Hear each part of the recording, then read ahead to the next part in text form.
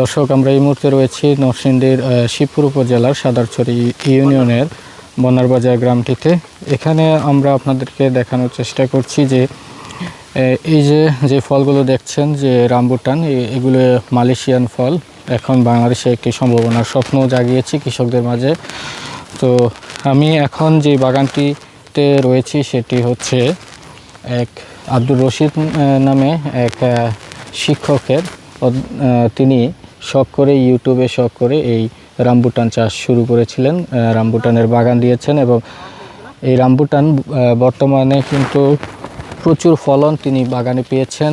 গত কয়েক বছর ধরেই কিন্তু তিনি এই রামবুটানের বাগান থেকে ভালো পরিমাণ ফলন তিনি পেয়েছেন। তো আমরা আপনাদেরকে দেখানোর চেষ্টা করছি যে রামবুটানের যে ফলগুলো, রামবুটানের গাছগুলো অনেক বড় আকারের হয়, যে কারণে উপর থেকে আপনাদেরকে দেখানো হচ্ছে।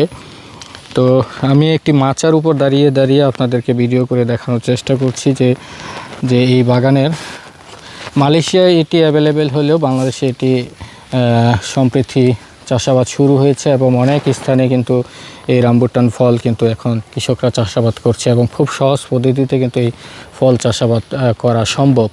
তো এই যে লিচির মতন দেখতে রামবুটান, গায়ের উপর যে কাটা কাটা যেই গায়ের উপর যেই কাটা অবস্থায় দেখতে পাচ্ছেন, এগুলো লিচির মতন দেখতে। তো এই ফলগুলো খেতে খুবই চমৎকার এবং এটি বাজারেও চাহিদাও অনেক। দেখতে পাচ্ছেন যে কিছু পেকে রয়েছে, কিছু সবুজ অবস্থা রয়েছে। এটি আর কয়েকদিনের ভিতরেই পেকে যাবে। তো আমরা আপনাদেরকে দেখানোর চেষ্টা করছি যে রামবুটানের যে বাগানটি থেকে তো অনেক ফলন কিন্তু এই বাগানটিতে এসেছে এবং এই একটি গাছে প্রায় 60 থেকে 70 কেজি পরিমাণ রামবুটান কিন্তু পাওয়া যায়। আমরা যদি আরও দেখানোর চেষ্টা করছি, দেখছেন দর্শক কী পরিমাণ রামবুটান, দেখতেও চমৎকার এবং এই ফলগুলো কিন্তু খেতেও অনেক সুস্বাদু, ভিতরে লিচির মতন খেতে। তো রসালো ফল। তো আপনারা যারা রামবুটান বাগান চাষাবাদ করবে তারা নরসিংদী শিবপুরে চলে আসতে পারেন। আব্দুর রশিদ ভুইয়া তিনি এই রামবুটান চাষে বিভিন্ন পরামর্শ দিচ্ছে এবং তার কাছ থেকে কিন্তু চারা নিয়ে আপনারা রামবুটান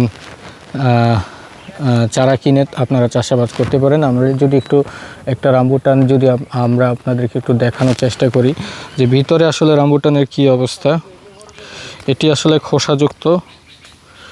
এই খোসাটি আপনারা যখন ছিলে ভিতরে লিচির মতন অবস্থা, এই লিচির মতন যে ভিতর থেকে বের হবে এটা মূলত খাওয়ার অংশ এবং এটা ছুলে তারপরে খেতে হবে। দেখতে পাচ্ছেন একদম লিচির মতন দেখতে এবং প্রচুর রসালো এবং খেতেও চমৎকার। ভিতরে একটি বিচি রয়েছে, এটি ফেলে দিতে হয়, উপরের যে সাদা অংশ সেটি খেতে হয়। তো এটি দেখতে যেমন চমৎকার এবং খেতেও খুবই রসালো। তো আপনারা যারা রামবুটান বাগানে এসে সরাসরি ফল খেতে চান এবং রামবুটানের বাগান দেখতে চান তাহলে চলে আসতে পারবেন নরসিংদী শিবপুর উপজেলার যে সাদারছড়ি ইউনিয়নের মাধবদী গ্রাম বলে আব্দুর রশিদ ভুইয়ার বাগানটিতে। ধন্যবাদ সবাইকে আমাদের সাথে থাকার জন্য।